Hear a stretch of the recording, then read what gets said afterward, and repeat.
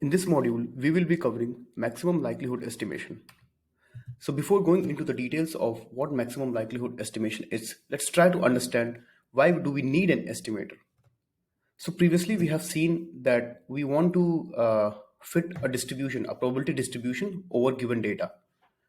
Now, if we are given a few data samples, we need to estimate the parameters of your distribution. For example, if you're assuming the distribution to be Gaussian, you want to estimate your mu, your sigma, and maximum likelihood estimation is one of the techniques to estimate the parameters of the distribution. Let's try to understand this with an example. So on the right, we have a few points. So we have a plot where we, on the x-axis, these black dots, these show a few samples of the random variable x. So we have this random variable x, and there are a few of these values on the x-axis. And these blue dots, these denote the probability of each of these values of x with respect to this distribution. So the distribution that we see in red, that's a Gaussian distribution that we fit over the data. And these blue dots, they denote the probability of occurrence of each of these values of the random variable x. Now, what we want is that for if we have these samples, what we want is that the overall probability of occurrence of all of these points is maximized. That's what we want to do. Now, when we say we want to maximize the probability, we want to estimate that Gaussian distribution which maximizes the probability of occurrence of each of these points. Now, if you change these, for example, if you change the value of mu, you shift the curve here, then the probability of occurrence of each of these points changes again. If you change the value of sigma square, you change this, you change the steepness of the curve, again, the probability of occurrence of each of these points changes. And what we want is, we want the combination of these two parameters that maximizes the overall probability. How do we do that? Let's see. So how do we define this? It's a method of estimating the parameters of a probability distribution so that under the assumed statistical model, the observed data is most probable. That's what we mean by maximizing the probability of occurrence of the overall data points. Now, the first, so let's say we have this x that denotes this all the samples, the n samples. It is very important to assume that these are independent and identically distributed. So since all of these points belong to the same are assumed to belong to the same distribution, they are identically distributed, and each of these are sampled independently. So the sampling probability of one of these does not depend on the other. That's why, so we assume that these are independent and identically distributed. That allows us to express the overall joint probability of these samples as just the product of probability of each of these. So we can express the overall probability like this, and this is what this function, that's what we call as the maximum, that's what we call as the likelihood function. This is the likelihood function, and what we want is find the best Gaussian distribution that fits over the data. We want to maximize this joint probability distribution. That's what we do for maximum likelihood estimation. Now, this is the function that we have, and what we do is we want to maximize the joint probability distribution. So that we, for convenience, I just put this Gaussian distribution equation here. And for the sake of mathematical convenience, we, rather than maximizing this function itself, we change it into a logarithmic form. So the logarithmic form of the function becomes this. I mean, you can just take the log of this, and it should be very easy to figure out how this comes in. And then what we do is we maximize this function with respect to mu and sigma square, the mean and the variance, and the combination of mu and sigma square for which this function is maximized, that corresponds to our maximum likelihood parameters. Now, let's try to compute this. So we denote the values of mu and sigma square at the maximum likelihood point by mu ml and sigma square ml. And since we are maximizing the logarithm of the function, we put it as argmax log of p x given mu and sigma square. So we can, so now we do some mathematical modifications to our this equation. So we have we have a log of this, and this can be written as the product of the, so the overall joint probability can be written as the product of the probabilities of each of these samples. So this is not something new. We just express this here, and that's what we have now uh, put here, and that allows us. So we have the log of the product of the samples, and log of the product can be expressed as the sum of the logs. This is a very simple property of logarithm. And so from here we can go to this equation. So we can express it as summation of the logs of the probability of occurrence for each of these samples. And now what we want is we want to put the derivative of, so to find the maxima points with respect to mu and sigma square, we want to put the derivative of this with respect to mu and sigma square to 0. So when putting with respect to mu, uh, let's try to substitute the Gaussian equation here. So when we put this Gaussian equation here, it what we get is we put the equation here, and then so we actually put it here. Yeah, so we start with putting it here. So we get this equation, and then when we take the log, we end up here. So we have this constant term. So we have this term. This becomes log, and then we have a summation of the logs of the exponents. So logs of the exponents, just so both of these cancel out. So we have this function of sigma square, and then this term. And now when we take the derivative with respect to mu and we put it to 0, what we get is, so the first term, this is independent of mu. So we get a 0 here. And then in we take the derivative with respect to the second term. So we have this. And that brings us to this equation where, so taking the derivative with respect to mu, we reach here. So this one, this is a constant term. So we can remove it. And then we have this. And that, from here, I mean, we can just break this summation into two parts. So summation of xi, that's this one, and then the summation of mu will be n times mu because it's constant, and then we take the n on the right side. That brings us to this equation. So mu ml is equal to mu. So the maximum likelihood, uh, the mean at the maximum likelihood point can be expressed as the average of the sample values. This sounds quite a simple thing. I mean, you have used this in statistics, I guess, a lot. Just that the mean is expressed as the average over all the samples. And now we compute also the sigma square ml. So for sigma square ml, we put the derivative with respect to sigma square as 0. So so with respect to sigma square 0, so we want to take this equation and put the derivative with respect to sigma square as 0. So when we take the derivative with respect to this one, so note that we are not taking the derivative with respect to sigma, but we are taking it with respect to sigma square.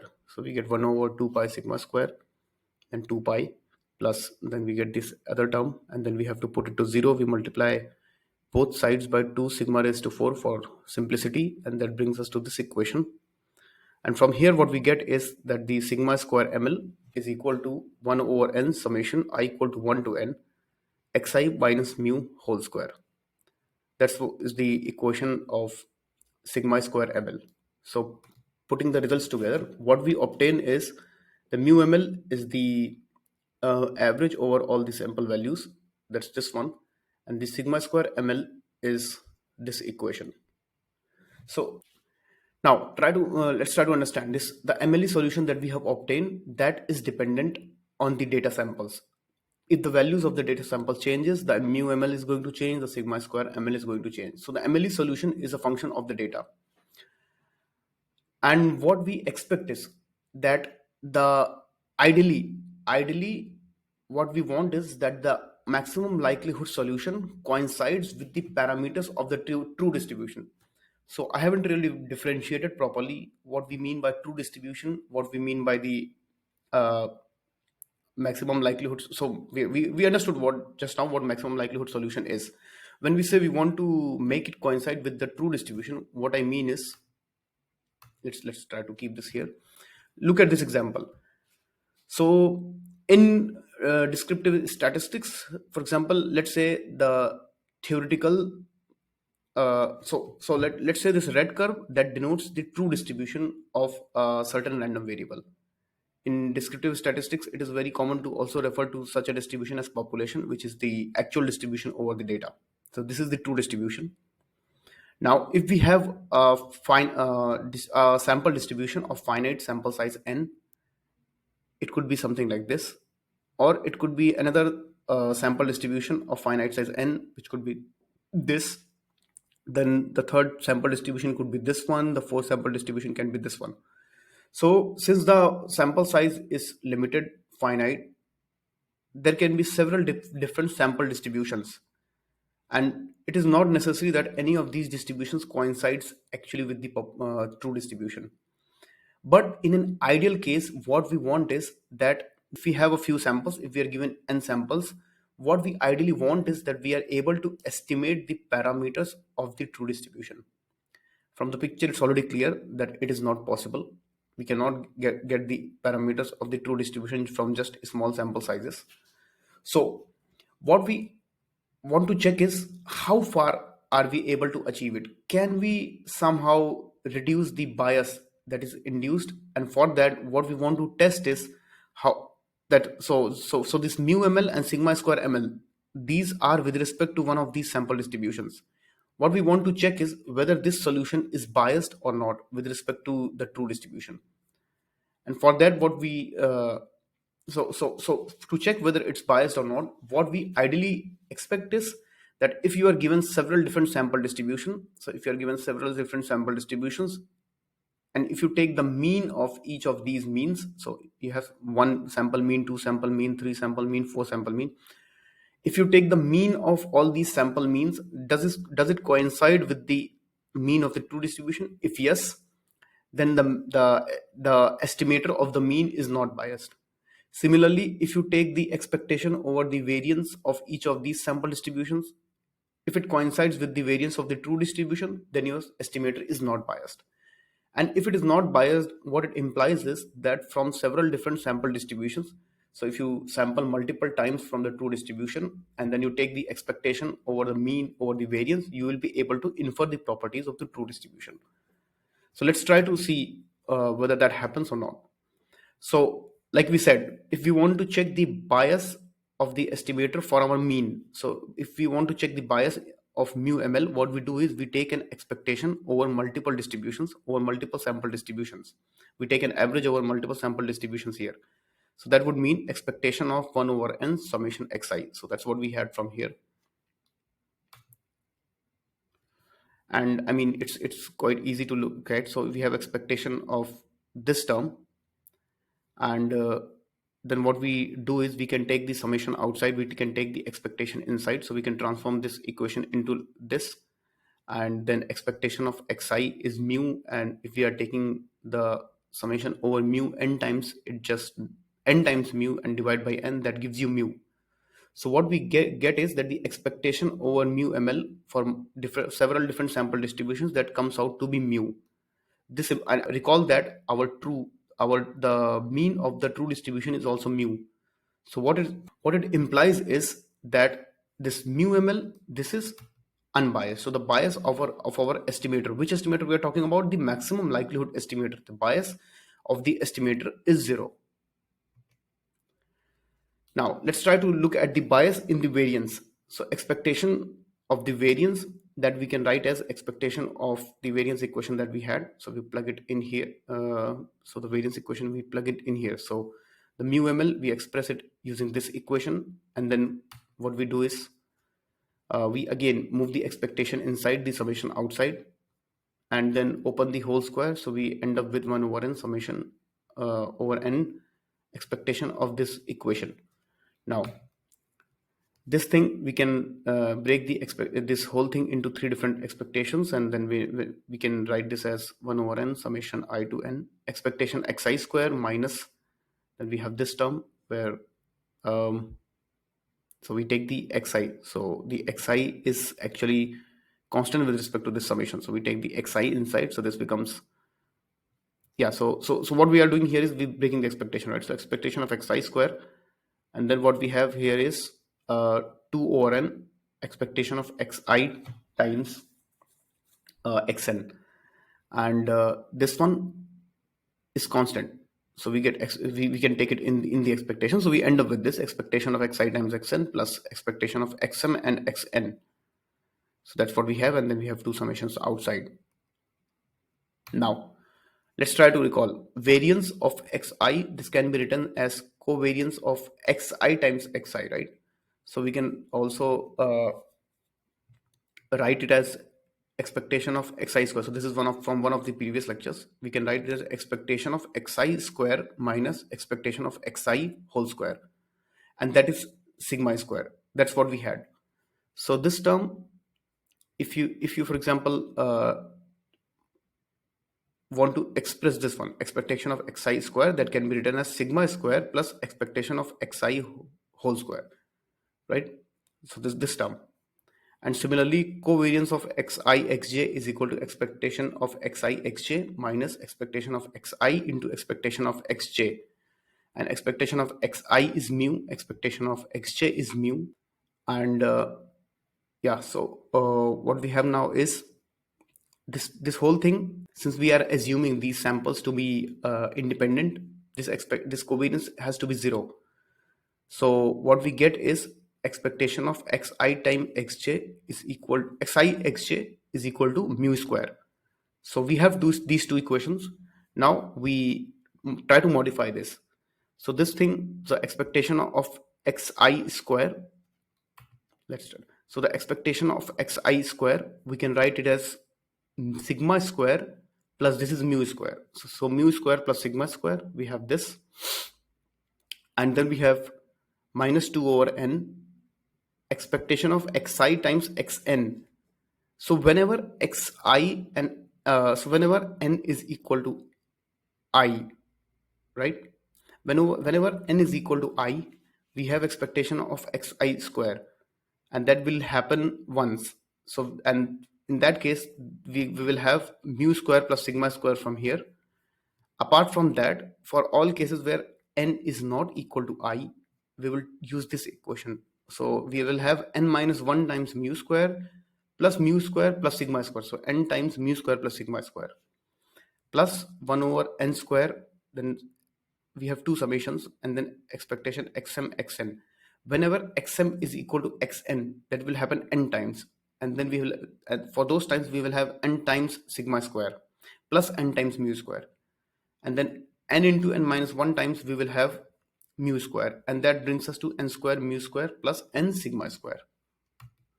With further simplifications, we obtain mu square plus sigma square minus, then we have 2 mu square minus 2 sigma square over n plus mu square plus 1 over n sigma square, and that brings us to n minus 1 over n sigma square. Now this is the expectation over the sigma square ml terms, and this is not equal to sigma square. What this means is that the variance, the maximum likelihood estimator gives underestimated variance, because the actual variance was supposed to be sigma square, is gives you n minus 1 times or n minus 1 over n times sigma square. What this means is that our MLE, this maximum likelihood estimator, is biased in terms of our variance. Now, what do we do to correct this? To make it an unbiased variance estimator, what we do is our unbiased variance can be given as n over n minus 1 times sigma square. So this is our equation. So what we do is we multiply it by n over n minus 1, and that this is how we obtain our unbiased variance estimator.